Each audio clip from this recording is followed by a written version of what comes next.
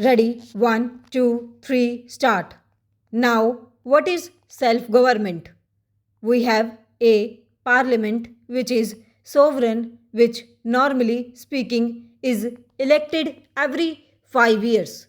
It is obvious that the vast majority of the measures considered and passed by parliament are in a way being considered by the 360 million people in the country.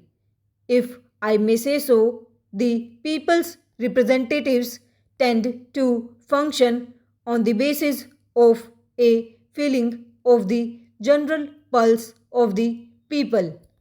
The latter have got the power to kick out a government or a member after a certain period of time, as it is important to keep the government or parliament in check.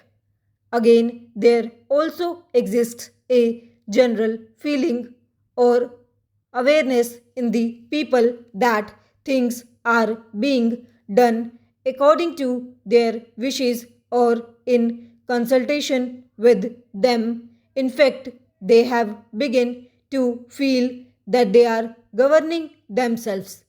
This is only partly true, but it is true enough in the sense that there is a check on the government and also on parliament, and that it can be kicked out if it went too far in any direction. Therefore, it behaves and tries to keep in line with public opinion. By and large, a parliament or a government does what is reasonable without really making a reference to the people, so long as it gives the impression that democracy has been preserved and that people are being consulted, that their wishes are being respected, all is well. But whether they are actually consulted or not is another matter. If they get the impression that things are being imposed upon them, then friction arises. Para.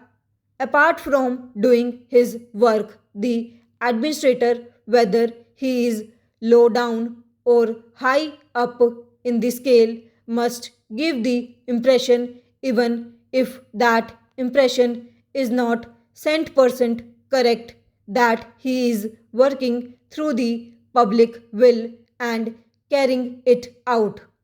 Of course, this cannot always be done. The administrator cannot carry out everybody's will, but he must give the broad impression that he is functioning in accordance with the public will, always thinking of public grievances, trying to remedy them, and consulting the people.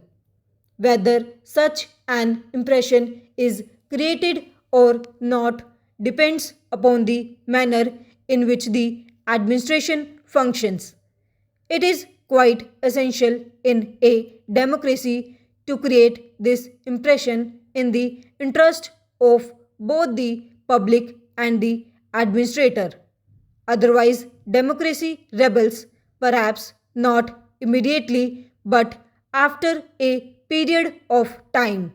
This applies generally to all types of administration activities, but it applies more so to work of a social character which affects the people at large in many ways here.